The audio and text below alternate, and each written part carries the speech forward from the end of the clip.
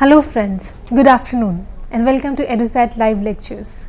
Dear friends, today in Indian Political Thought, we will be talking about political ideas in Buddhism and Agganna Sutta. To discuss this topic, we have with us our subject expert, Dr. Manindranath Thakur. Dr. Thakur is Associate Professor in Center for Political Studies in JNU. Without further ado, I would like to welcome Sir to our studios and request him to start the lecture. Welcome, sir. Thank you, Amita. Today we will discuss about political ideas in Buddhism.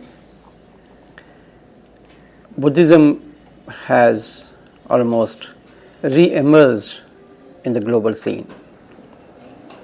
Quite for some time, it remained in the margin, but in last few decades, due to global philosophical crisis that we are witnessing, a lot of philosophers are approaching Buddhism.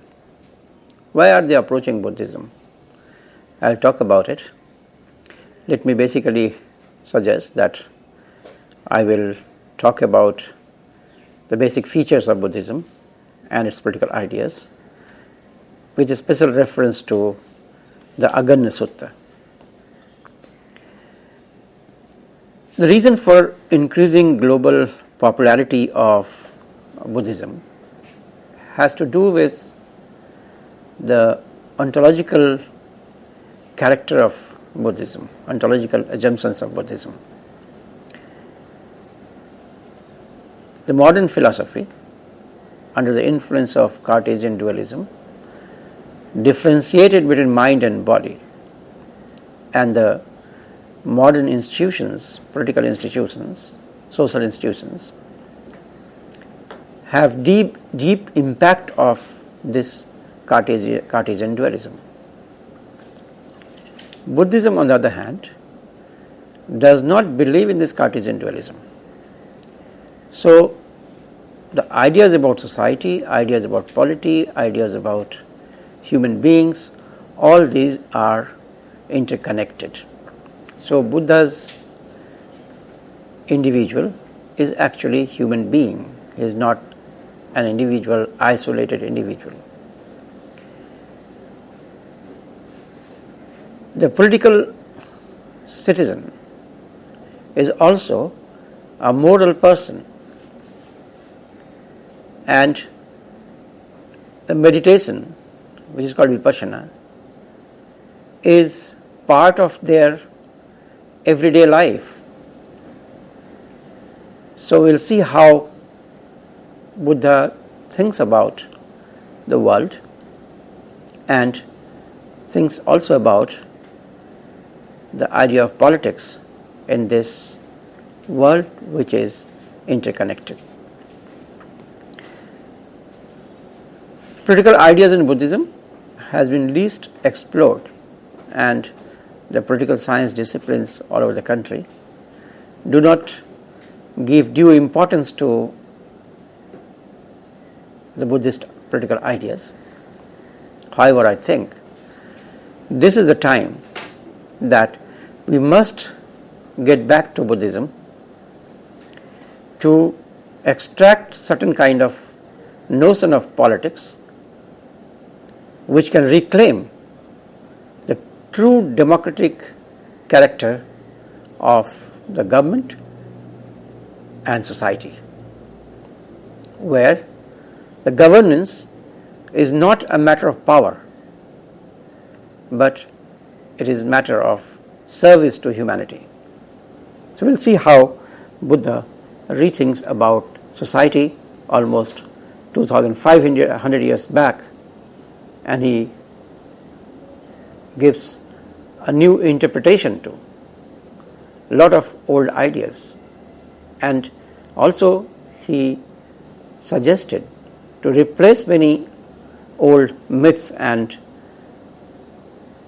certain kind of ideas, creating social hierarchy and discrimination. So the objective of this lecture is to introduce you to Buddhist philosophy, basic of Buddhist philosophy, talk about its social historical context,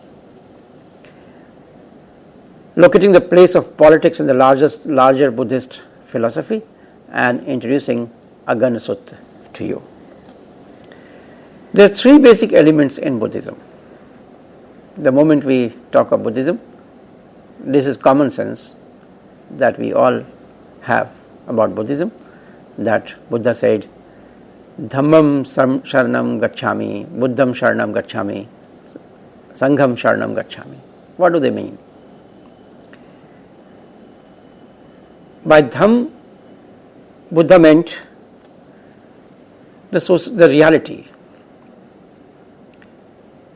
He says that Dham is good in the beginning, good in the middle, good in the end. What does that mean? In the original Pali, the term Buddhism actually comes for Dhamma, which literally means something that upholds or sustains. Dhamma is that which really is. It is a doctrine of reality. Whether Buddhas arise or not, the Dhamma exists from eternity. So the idea of Dhamma is about the laws of nature. So we must understand the laws of nature and we must follow the laws of nature. And nature includes the human beings and society too. So if we know the nature, the law of nature, the law of society, the law of human beings properly, and of course law is always secular, there is no superhuman element in this, then probably we can lead a better life, a liberated life. And if we know them, then it is called enlightenment. If we know the Dhamma, the moment we become conscious of Dhamma, we become enlightened. Means if we know the reality, if we know the real world as it is, if we know the rules and the principles governing the real world as it is, we are enlightened. So the process of enlightenment is search for truth. And it is a Buddha that realizes his Dhamma. And anybody can become Buddha. Once you realize the Dhamma, you become liberated, you become enlightened.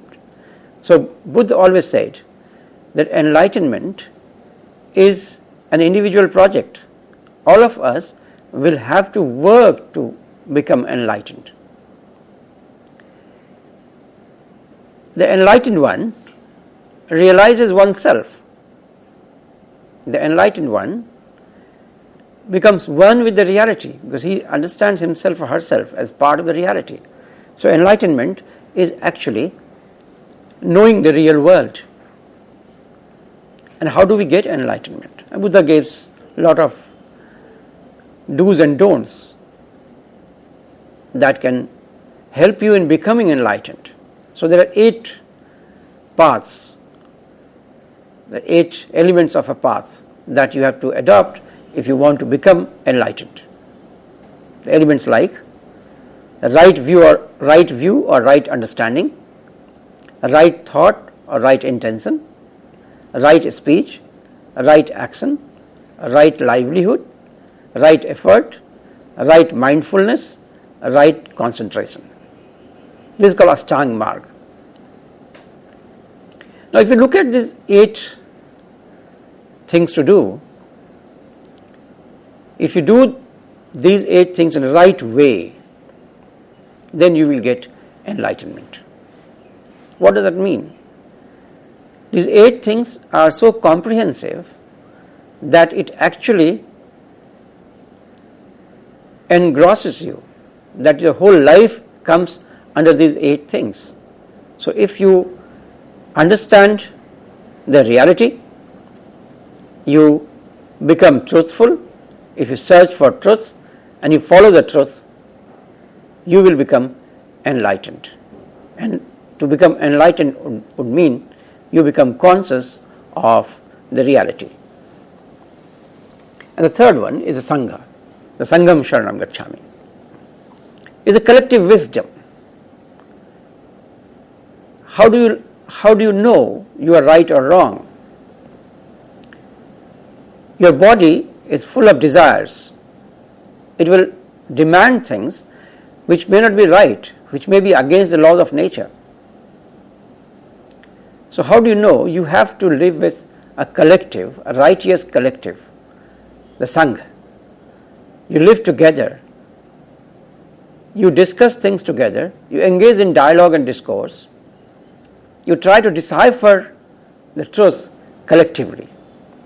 The enlightenment is an individual project, but the path to enlightenment is a collective thing. You have to work together to get enlightenment. It argues that once you are in the Sangha, you will understand that how a right kind of thing could be done. And there will be somebody to tell you that what you are doing may not be the best thing to do. So, Sangham Sharanam Gacchami, Buddham Sharanam Gacchami, and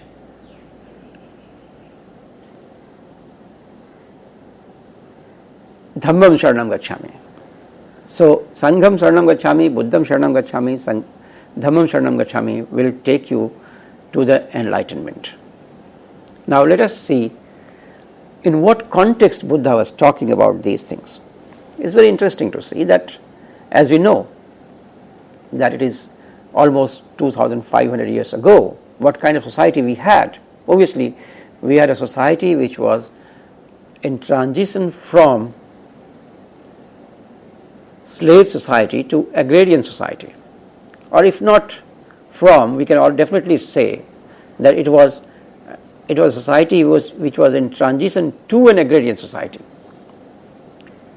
So, values were changing, new values were required, and Buddha was trying to travel around to understand the changing world and trying to give the new value system.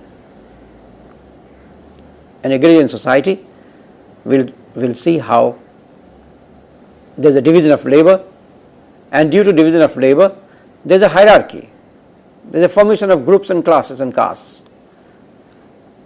What is the answer to this kind of hierarchy which produces exploitation? Buddha tries to give certain kind of answer which actually liberates people of that time from the problems that they were facing due to this kind of hierarchy. Similarly, there is a town, and it was a town in a small scale polities. Small towns were emerging, small cities were emerging, and the polities were very small scale. So Buddha's suggestions at that time were mainly about these small polities. And there were also some democratic experiments. We know that Vaishali was a democratic experiment during Buddha's time. So he works out the do's and don'ts for Vaishali, for such democratic experiments. He gives details of how the king should behave, and if you look at them, there are certain general principles, of course, even today very much valid, but mostly for a city-state, for a small polity. Then Buddhism emerged at a time when there was a massive cultural debate going on in India. You know that Brahmanism, Buddhism and Jainism, these were debating among themselves. In fact, in Jainism, there was a philosophy called Anekantvad. Anekantvad was a philosophy to suggest that all these perspectives might be right. So therefore, we should sit down and debate and constantly evolve towards the knowledge, towards the right perspective. There are partial truths in all perspectives. We do not know which perspective, and we can't say in fact that any one perspective is the perfect perspective. So within that debate, Buddhism was also posing its ideas, and the major debate that took place between Brahmanism and Buddhism at the time. We don't exactly know whether Buddhism grew against Brahmanism. This is one of the perspectives that people suggest, that Buddhism was anti-Brahminical movement. There is other perspective that suggests that Brahmanism declined so much that time, and the rise of the agrarian society demanding certain different kind of principles and morality and ethics. So probably Buddhism was a reform movement, was not a revolt against Brahmanism, but was a reform movement, and it reclaimed the Hindus, the Sanatani Hindu point of view, and Sanatani Hindu, the strength of the Sanatani Hindus, it reclaimed that. But there was a big debate. So if you look at the text also, in the text also you will find that Buddha is always debating with somebody, and most of the time the other part is the Brahmins who have decided to join Buddhism, or they are under training to join Buddhism. So he picks up certain kind of issues and then replies to that. He breaks the myths that was prevalent at that time. Now, whether these were real discourses or constructed discourses, we don't know. At that time, both real discourses probably was quite prevalent, and also the way texts were produced, this kind of technique was used to make the argument.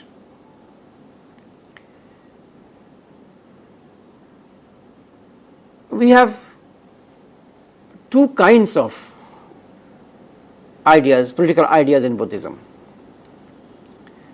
And there is a very interesting article by David Gubiske called Comparative Reflections on Buddhist Political Thought, Ashoka, Samanhala and General Will. So the argument that is given in this article is that there is an Ashokan model, and there is an Ashokan model, and there is a Sambalan model. The Ashokan model, I think there is a mistake earlier. The Ashokan model is deeply rooted in Buddhism and the Buddhist history. We all know that Ashoka, the Mauryan king, after Kalinga war, adopted Buddhism and wanted to spread Buddhism, and he not only was a Buddhist philosopher in a way, or a king who accepted Buddhist philosophy, but he also was a very powerful king. So his model is about, or was about, ruling a society where the community of monks that constitute Sangha are protected, and the lay Buddhists are protected.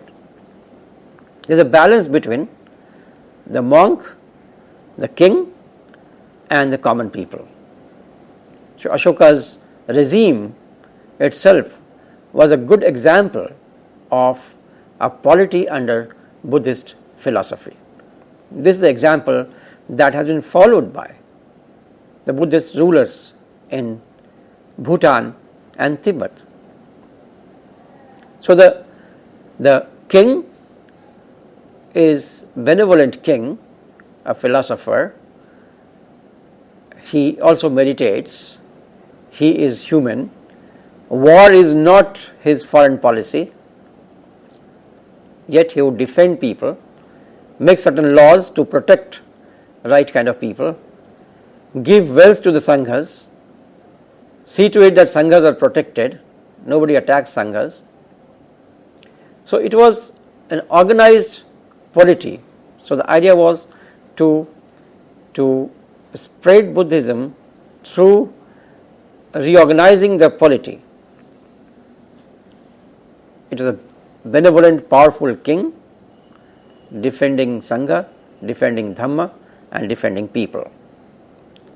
The political legitimacy and basic structure for an unenlightened people. So it is assumed that everybody in this society will not be an enlightened Buddhist. So there are common people also following the dictates of common sense, and the state is supposed to protect them also. So it's a set of principles, set of rules designed by the state so that society can be run properly. So it's a society or a state centric idea, political idea. The other model, which is mostly an abstract model and very popular among the people outside, there's an imagined mythical kingdom, mythical Buddhist kingdom of Shambhala, where people lived in profound harmony and peace, aiming at social change by increasing individual compassion through non-violent social action. So it's an imagined mythical kingdom where people are enlightened. So, and if everybody becomes enlightened, then probably society will be peaceful. That was the assumption. So if it's a Buddhist community, enlightened Buddhist community, which knows that the human relations have to be organized not with conflict but with love, affection, compassion, friendship, then probably society will be very democratic in itself. So we have two models. One model which assumes that there could be certain wrong things in society, there could be wrong practice in society, human beings may deviate, there could be attack on the Dhamma, there could be attack on Sangha. So therefore you need a powerful state to control everything and see to it that order is maintained in favor of Dhamma. This is one model. The second model is that you create a society which is so enlightened that you don't need to have danda, you don't need to have the power in the hands of the state. So these are the two political models that you can easily see. Let me think what is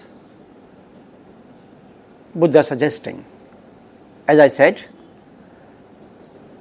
if you look at the idea of the polity, it's a totalized ontology. It's not abstract individual who is a citizen whose emotional feelings are not taken care of. Buddhism assumes that we are human beings and therefore we are part of nature and we are part of society and we are part of polity.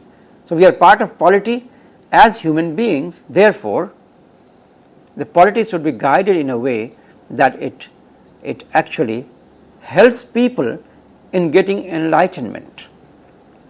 Politics is a means to maintain three elements needed for good society. That's the idea.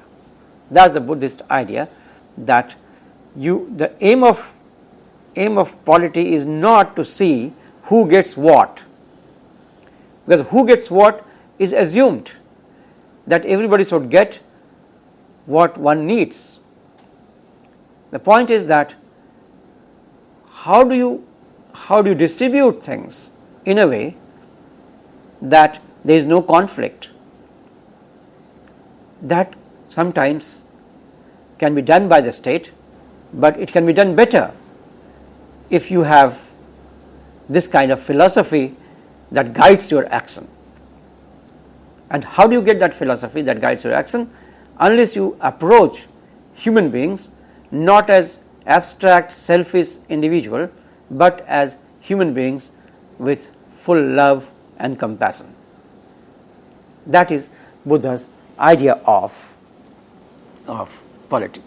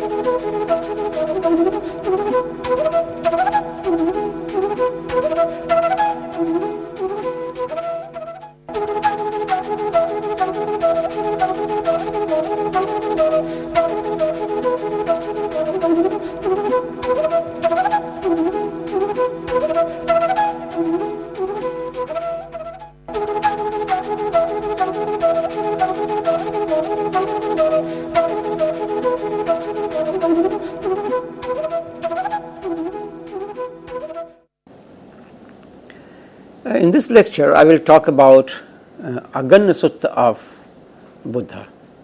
Agganna Sutta is a part of a larger text. It is. I'll talk about the nature of the text, issues in debate, and debate about the text also. This larger text is called Dignikaya. Dig means the big.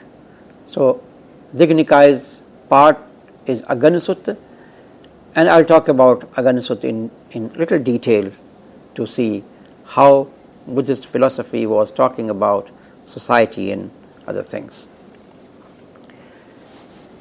It's the 27th section of Dignikaya, and the nature of the text is very interesting. The nature of the text is that it is a discourse between Buddha and two Brahmins, the Bharadwaj and Vaseta. These two Brahmins were almost getting ready to join the Sangha. And they found one day that Buddha was coming out from his residence and going for a walk, so they thought they should talk to the teacher and find out his ideas on certain things. So they went to Buddha and started talking about issues that was concerning them. And the issues were several. Of course, the most important issue was that how they were being treated by the Brahmins when they came to become a Buddhist. That was the first issue. And there were many issues that Buddha picked up and talked about. Caste system, the idea of cosmology, then how would you transcend the caste system. So a lot of issues came up. I'll pick up a few of them. Let me first begin with what does Agga mean? A-G-G-A. Agga means, it's difficult to translate. It is basically a Pali language. In the Pali language, it's noun and adjective both, and it has two meanings. One, foremost, highest, chief, principal, primitive, original. And two, the beginning of things, the origin. Authors like Gombrich and Stephen Collins take Agganna as an adjective and calls the sutta the discourse on what is primary. So it is a primary discourse, the basic discourse, the initial issues that they want to discuss. The origin, some people think that it's about the origin that Buddha is concerned about. So the text is about the origin of caste system, origin of the universe, etc., and origin of the kingship. Let me first take the births of social order and the caste system. And Buddha begins by questioning two Brahmins. How are you being treated by your fellow Brahmins when you have decided to come to the Sangha? And obviously they said that, look, we are treated very badly. They are saying that we are already the uppermost strata in society. We are already enlightened. We are the community. We belong to the community which actually handles the knowledge. So we are already knowledgeable. What can Buddha give us? Why should we join the Sangha? And obviously they were being treated with ridicule. So Buddha asked them, Buddha asks them that what do you mean by Brahmin? What do you mean by Brahmin? And obviously then he replies, Brahmins basically means who is knowledgeable, who has knowledge. So anybody who has knowledge, who can acquire knowledge, can become a Brahmin, wherever he can acquire knowledge. So why should they have any objection to this? If those people are not into the act of acquiring knowledge anymore, then they are not Brahmins. Brahmins can't be by birth. The Brahmins has to be Brahmins by the act that they do. So if you are joining Sangha and you are going to acquire knowledge, you are working for liberation, you are superior than them. Then he picks up the Brahminical myth and argues that how could it be possible to argue or suggest that that particular caste is born out of some part of the body? How can mouth give birth to any person or caste? That's just impossible. There's a myth, and the myth is absolutely bogus. There is no ground for the myth. And then he gives very sound socio-economic explanation for the caste system. And imagine, it was a emerging agrarian society. So Buddha's explanation is very scientific in the sense that he tries to locate how castes were emerging. It is entirely possible when the caste hierarchy was emerging at that time, some myths were created to sustain this kind of hierarchy, and Buddha probably attacked that myth and gave a very profound theory of origin of castes. He argues that look at the Khattiya caste, the Kshatriya caste. That's the Pali version of Kshatriya. Look at the Khattiya caste. That's a ruler caste. So he says that, look, when people saw that their agrarian products are being taken away, their life is not safe, they need certain kind of some people who could help them in securing things, who could help them in providing security. They invited some people, those who were physically powerful, to perform a duty of this kind. So they became Kshatriya. So they were supposed to save them, supposed to protect them. So that was the dhamma of those people, to protect them. So it was created according to the need of dhamma, according to the need that was thrown by the agrarian society at that time. The second is the Brahmin caste. There were two kinds of Brahmins. He narrates the story of how people saw that some people were busy in meditating. So they would come to the city or come to the village, take the things that they required, they would go back to their huts and would meditate. So these people were called Jayantis, those who meditated. And there were another kind of people who could not meditate, but they would write books and collect books, protect books, read books. They were called Ajayakas. So these are two kinds of people who were Brahmins. So again, it was according to the need of the time, because a lot of things were being written, a lot of knowledge was being accumulated, a lot of knowledge was being produced at that time. So the class which was busy in producing knowledge through meditation, through focusing on writing and all, that class was Brahmin.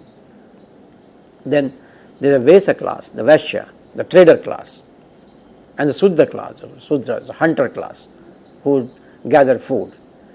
So these were the classes, or caste what you call, were created due to the need of the time, need of the emerging agrarian society. That's Buddha's explanation. So he counters the myth which was very prevalent, that castes were created from different parts of Brahma. So that was a powerful materialist explanation. There is nothing supernatural about it. He was explaining, it's like social scientific explanation of emergence of socio-economic groups performing certain kind of role in society. But then he says that much better group is the one which leaves home and then they became ascetics. The ascetics who have decided to leave home, to get out of all relationships, to abstract themselves and work for the welfare of the people, work for their own liberation, and then therefore work for the welfare of the people. For them, human beings were important. I can explain it in different terms, that how some people are controlled by the conditioned mind, which is a product of their social location, and some people may abstract themselves from that conditioned mind and think of universal issues and don't fall into the trap of friendship and animosity, but they think of human beings as human beings and work for the human welfare. So the ascetics to Buddha was much superior than all of them. So it was a counter to the Brahmanism in a way of the time, but also a re-explanation of the caste system, and which would make caste system a non-hierarchical system. Once you accept that these structures are created out of the necessity of the society, then you can't say it has to be permanent. You also cannot say it has to be by birth. You cannot say that it is something which cannot be touched, which cannot be replaced, which cannot be changed. So probably Buddha's this explanation was quite revolutionary if we keep in mind that he was talking of all these things 2500 years ago. The beginning of the life on the earth. This is another theory that Buddha gives in this text, how the life began. And this is very interesting, because at that time mostly it was being argued that human beings or life has been created by God. The universe is a God's creation. That was the idea that was prevalent and accepted, widely accepted, in the public at least. One can argue that Vedas probably were not talking about God. They were talking about the universal principles of science and the nature, but definitely in the public, the most prevalent idea at that time was that things were created by God, the universe was created by God. At that time, Buddha was arguing, and he was telling Vasetha, the Brahmin who was in dialogue with Buddha, that look, there was all darkness, was just one mass of water, and all was darkness, blinding darkness, and sooner or later, after a very long period of time, savory earth spread itself over the water where those beings were. And they were beings in a very micro form. They were roaming around, beings were roaming around in the micro form. Once out of water, the earth was created, the beings also started taking some shape. And he tells a story that how these beings started eating what was coming out from the water, and that gave them body, and that gave them solid bodies, that gave them color and all, color of milk and all. So gradually living beings emerged. I don't want to go into detail of what he narrates, the way he narrates everything, but I can definitely bring home the point that he was giving a very different explanation for origin of the life on the earth. The origin of the life on the earth was not due to some supernatural power, not due to God who created the earth, but due to evolution of society, of the earth and the nature. That was again quite revolutionary at the time. These two principles make Agganna Sutta very powerful text, as it is being debated about Agganna Sutta, that whether it's a kind of parody or science. Because if you look at the structure of the text, it looks like satire. It looks like as if, and Gombrich and Collins, two major scholars on Agganna Sutta, has argued that this text looks like satire. That's the Gombrich's argument, and Collins suggests that it's a good humored irony. But it's actually a critique of existing practices within Brahmanism at the time. But there are other scholars, and particularly somebody called Sugansiri. Sugansiri is a Canadian scholar who has a very important text on Agganna Sutta. He argues that this idea of devolution and evolution, that there was nothing at the time, complete dissolved, completely abstract, and then gradually things evolved. This idea itself looks like a cosmic narrative bringing together the benchmark identified by the Western science in the evolutionary term. So he thinks that it is actually talking about the evolution of universe, and therefore evolution of life on the universe, which is very much close to the way Western science is suggesting things about the universe. The Big Bang theory, the new experiments being done, they are suggesting how universe must have evolved. So somebody was talking at that time that universe was evolving was quite revolutionary. So that way Agganna Sutta is treated by some scholars not as a satire on Brahmanism, but more as Buddha's knowledge about the real process of evolution. He has given certain stages. There are 5 stages, and that's very interesting. Let me read them out to you.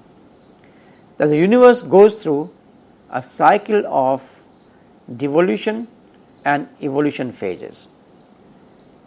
It shrinks, it expands, it dissolves, it evolves. So this devolution and evolution phase of universe is something that explains how living beings are created in the phase of evolution. That there was sentient life in the universe prior to the existence of Earth. The life was there in the universe prior to the existence of Earth. May not be in the same bodily form, but the life was there definitely. The third, that the origin of such sentient life vis-a-vis the Earth of the present evolutionary phase was in space. The sentient life was in space. It was not on the Earth, as the Earth was not there, it was in the space, and when the Earth was created, then gradually they started taking more concrete forms. That with the appearance of, and the fourth one, that with the appearance of Earth, there came to exist conditions conducive to sentient life. And fifth, that over time, to be counted in billions of years, sentient life culminated in human life and society. So it is a perfect theory of human evolution. Imagine how many thousand years before Darwin, somebody was talking about this evolution theory, origin of the species and origin of society. So it was quite an important scientific text, as some people argue. So Agganna Sutta has 2 major points to make, 3 major points to make. One, it starts critiquing the critiques of those who were dissuading the Brahmins from joining the Sangha. One can guess that time society must be debating about it. So Agganna Sutta gives arguments to suggest that why joining Sangha is much more superior act than remaining within the traditional structure. And the reason he was giving was not that this is God's will. He was not saying that God has decided that you must join. This is the general language of the religious text, which always would say that God has told us, God has told the messenger that you go and tell the human beings that you must do this, and if you don't do this, then God will be angry. That is the language of religious texts generally. But Buddha's text has a very different language. The language is a purely scientific explanation of things. So it's almost like immanent critique of Brahmanism. Instead of rejecting Brahmanism completely, he develops an internal critique of Brahmanism and then almost rejects that. So he suggests, Vasita, that when the Brahmins tell you that they are superior, you must ask them on what grounds they consider themselves superior. Then you must examine whether those grounds are valid or not, and whether they are following those grounds or not. If they are not following those grounds, then in any case they are not Brahmins. So that you must keep examining. So this is an immanent critique of Brahmanism.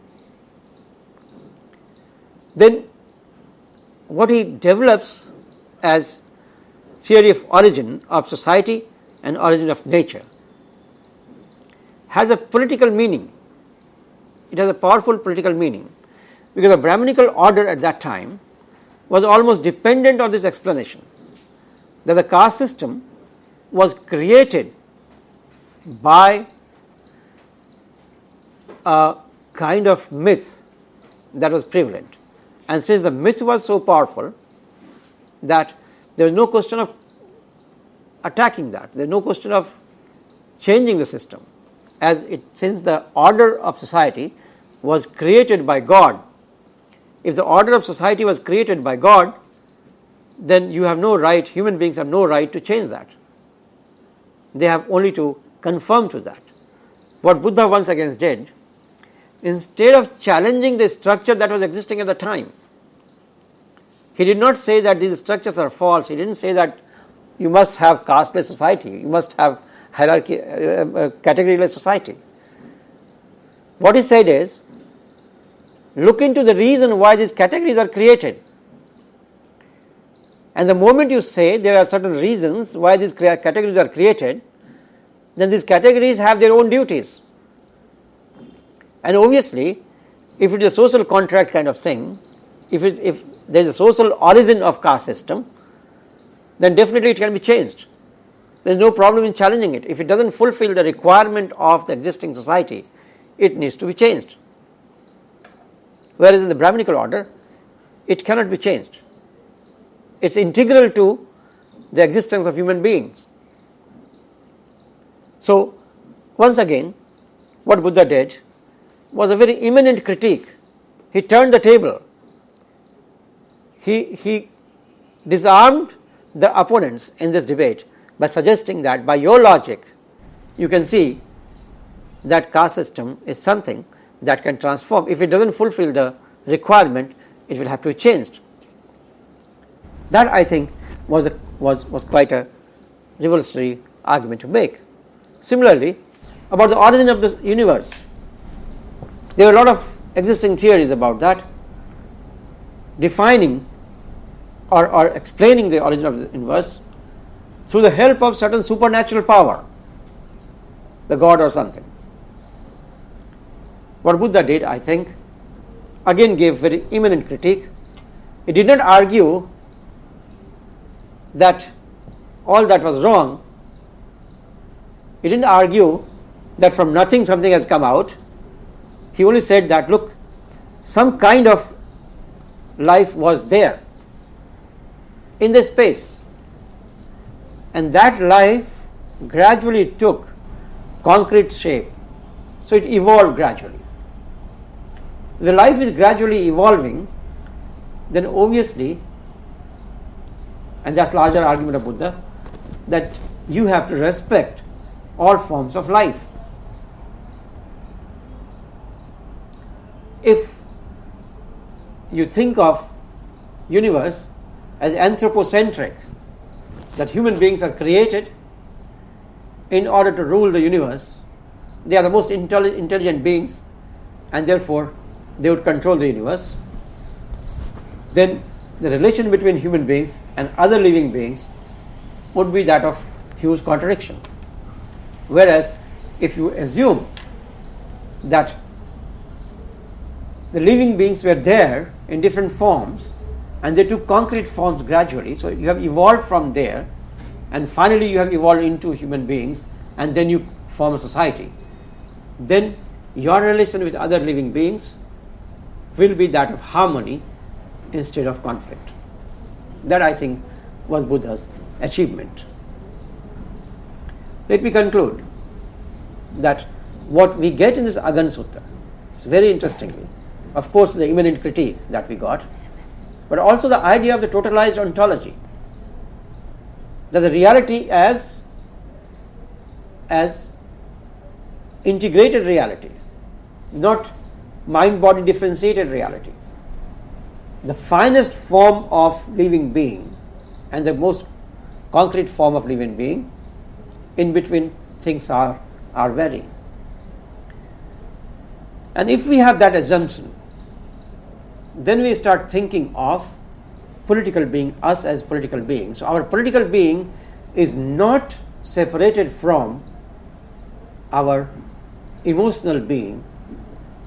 The rational being is not separated from emotional being. So it's a complete human being that he has in mind who has to be political.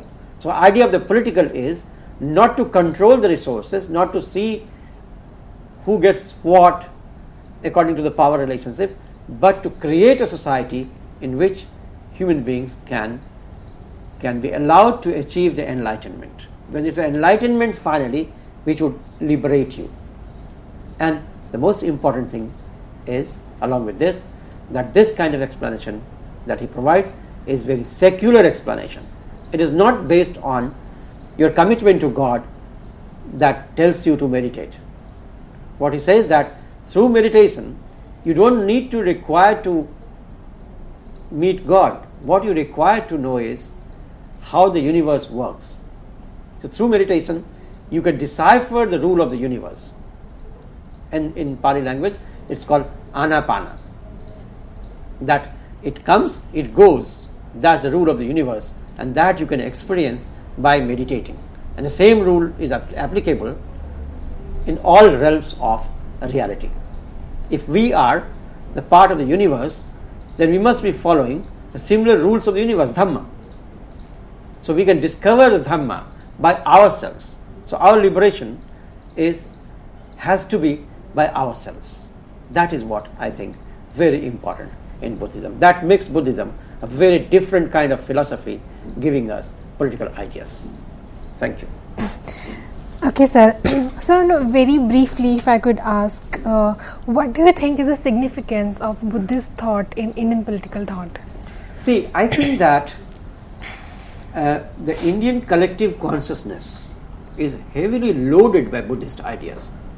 See, what happens in society when some philosophy emerges and rules for a long time, remains there for a long time, it gets into the collective consciousness of society.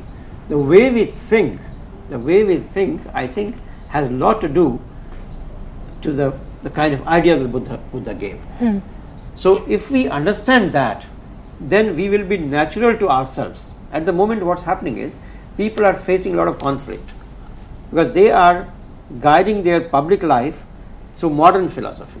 True. But in their private life, they are heavily loaded by the collective consciousness that they have. And there's a conflict in that. If we understand Buddhism properly, this conflict can be resolved. This duality can be resolved. Okay. Thank you, sir, for this reply. On that note, I would like to thank sir for this very enriching discussion, and I would like to thank you, dear friends, for watching our show. Stay tuned and keep watching. Thank you.